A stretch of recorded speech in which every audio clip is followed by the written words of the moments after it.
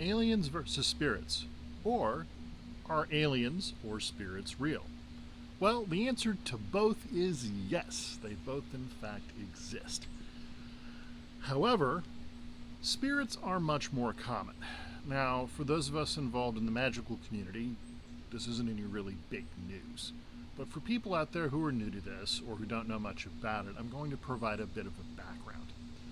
Every culture has a long list of what they consider to be spirit registries. So, the two most common ones in the Western world are Franz Barden's second book, The Practice of Magical Evocation, in which several hundred of these entities are detailed and how to bring them into existence, or, as most people are familiar with, The Lesser Key of Solomon, involving the 72 spirits of Lemegeton. However, these are not the only list of spirits out there. For example, in classical Taoism, if you're studying spirit magic, you'll be given registries of spirits that you are expected to work through. Okay, fair enough. But it gets even more common than that. For example, Shingon Buddhism. Well, you've got all the Shingon deities, right? Well, turns out they all have sigils, they all have mantras associated with them. They can be evoked as well. For those of you who are more interested in a classical approach to this, you can look at the Greco-Roman gods. Some people are attracted to the Egyptian deities. They all have symbols or sigils or sacred drawings that, along with the right mantra and the right set of conditions, can in fact be used to evoke them. This is in fact a universal technology. Now, no one has a complete listing of all of these kinds of creatures, and there are various different kinds. And much like any ecosystem out there, some of these things are very friendly, some of these things are very hostile, some of these things are very dangerous, and some of these things are beneficial. So, what defines a spirit? Okay, loosely said, a spirit can be defined as a non-physical intelligence. In other words, something that's intelligent that does not have a physical body. Okay, how are these things, well, as we would say in magic, evoked or brought into existence? Okay, they're normally brought into existence by accident. And this is why there's that big confusion between aliens, and we'll get to those in a minute, and spirits. The issue is that most untrained people do have encounters with these things.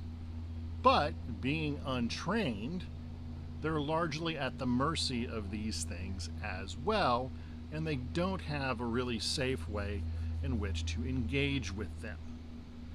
That said, because of how they normally come into existence, accidentally for the most part, unless you're involved in rites of evocation, and again, we'll get to those in a second, an untrained person can categorize things as aliens if that's their cultural paradigm to do so, whereas more classically, they would refer to them as spirits. Either way, in this case, we're talking about a non-physical entity that is intelligent. Now, we talked a little bit about how they arrive or how they come into this level of existence. Normally this is accidental. So when a spirit shows up, normally it's just the right conjunction of environmental factors, of astrological factors, and all of a sudden this thing can make a guest appearance in our world. Now, they generally can't stick around for very long. However, once they make contact with somebody, it makes it much easier for them to make contact with that individual in the future. So, if you bring some, say, not so recreational drug use into the picture, that has modified the sensory apparatus temporarily of an individual, they may be able to make contact with one of these things much easier. Now, in the non-accidental category of things, you have rites of evocation. This is the summoning and binding of an entity. These are generally ritual in nature, although that's not always true. There are some internal power methods of doing this, but they're fairly rare.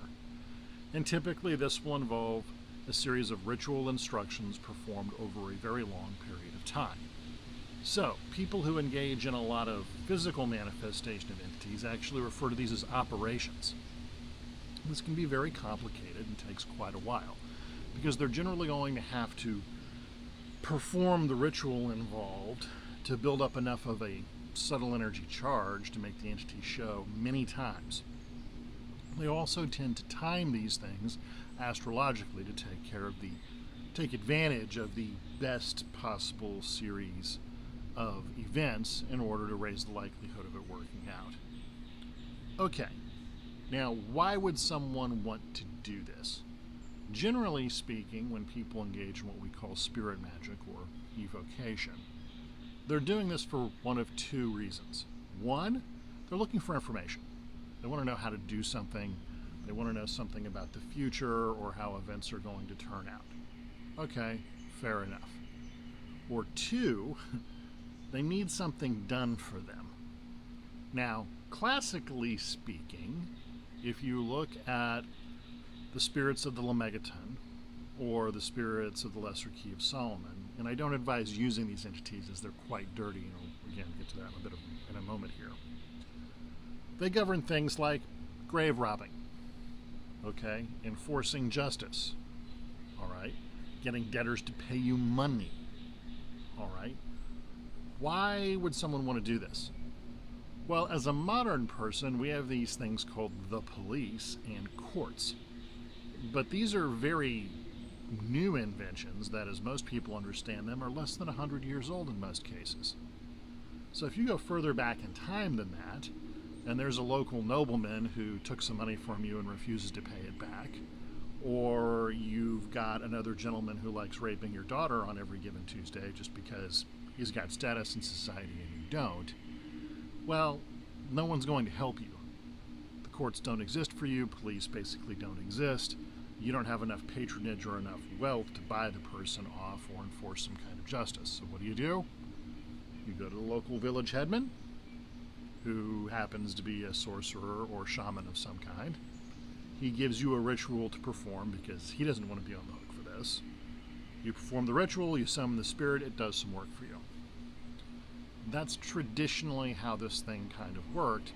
And if you've studied the works of Dr. Stephen Skinner, what you'll find is that according to him, the names of the spirits of the Lemegeton haven't largely changed since the time of the ancient Greeks.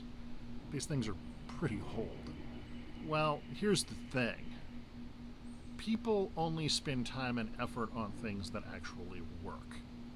And this is where the more, how do I say this, overeducated classes like to write things off as superstition. Well, people don't do things for a couple thousand years in a row unless they're getting something out of it. Now, if you don't want to deal with the ramifications of a non-physical world existing, that's a different issue. And that's usually the source of their dissonance regarding this whole thing. Okay, so we talked a little bit about what these are and why you would want to do it. Well, what are the risks versus reward kind of aspect of this? Well, here's the thing. A non-physical entity needs energy, for lack of a better word, in order to do things on your behalf.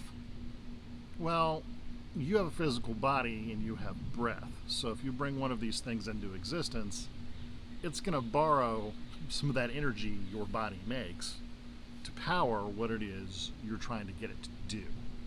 So that's one thing you need to be aware of. Two, as non-physical entities, these things can literally heckle you 24 hours a day, 7 days a week. Okay, they can get you to do a lot of things that you might otherwise not think about.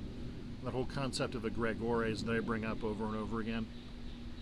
The more involved with one of these things you are, the more it influences your free will. There's no getting around this. It's not negotiable. It's just like that circle of your 6 closest friends decide who you are. It's that kind of thing. So that's the problem, is that if you're involved with one of these, let's call it grungier entities, that's involved with something like, I don't know, grave robbing, well, that's going to impact you a lot. So that's that whole risk and reward kind of thing. Okay, now what about aliens? Because everybody wants to talk about aliens. Well, first of all, as we got into in the early part of this video, A lot of aliens are just spirits. People see things because their subtle senses open up a little bit, right astrological conditions, so on and so on.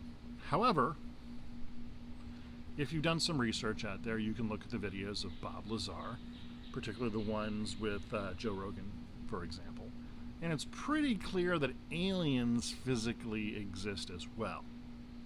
Okay, here's the problem. Their technology is so far advanced ahead of ours that even if you find these things, making any use of them, probably going to be pretty hard. Well, this also brings into the issue, as human history has shown, is that if someone is sufficiently more advanced than another group of people, and that other group of people has something the more advanced group wants, that other group of people are probably going to die. Now, you can talk about the good or the bad of that, but that's just kind of how it works out. Sorry. So, the good news is apparently we don't have a whole lot of interest to these things, which is really handy because if we had something they wanted, they'd just come take it, and there probably wouldn't be anything we can do about it. So the fact that we don't know more about them in a very strange kind of way is an ignorance is bliss scenario. We don't know more about them because we're not very interesting to them, so they have no incentive to do anything bad to us, to take that thing that they're interested in. Now, what I would say is this is probably for the best for the reasons we just talked about. That said, of course, it's always in some people's mind better to get a fix on this kind of thing. Which camp you fall into, that's largely up to you. But I'll leave you with this one little parable. If you took a monk from the 14th century from Western Europe in the middle of the night and grabbed him and brought him to the end of the runway at JFK Airport in New York City, and you said nothing to him, you left him there for 30 minutes, but you didn't allow him to go anywhere, and he witnessed airplanes taking off and landing for half an hour, and then you magically took him back to his bed in the 14th century and left him there with no explanation. What description of what he saw would he give you? Giant metal demons belching flame with people on board screaming? I don't know. But again, based off his knowledge of the world, he probably wouldn't have a very good explanation for what's going on. That's kind of the problem we're in with aliens. Even if you captured one of these things alive, I'm pretty willing to bet that whoever its group of people, entities, whatever they are, would make quick work of getting them back if they were still alive.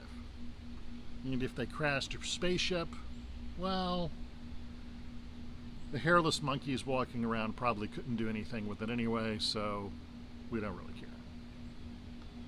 Kind of put some perspective into where human beings may fall in the actual universe. That being said, as far as we can tell, they don't seem to have a whole lot of interest in human beings, and that's probably for the better. Because keep in mind, these oxygen-breathing, carbon-based life forms that make up, the vast majority of this planet, that may not be how other entities exist. That may not be what they're based off of. Even communicating with something might not be very easy because they don't communicate through a spoken word. Who knows? That said, they do seem to exist based off repeat evidence presented by UFO researchers. So, this is just a little talk about how people often confuse aliens with spirits, and how spirits are probably the more common of the bunch. So, if you like the topic of today's discussion, click the like button down below and consider subscribing to the channel. If you want to learn more about all this, come right on over to 60skills.com and we can help you out with everything there is to know involving esoterica. Otherwise, as per usual, train hard and be well.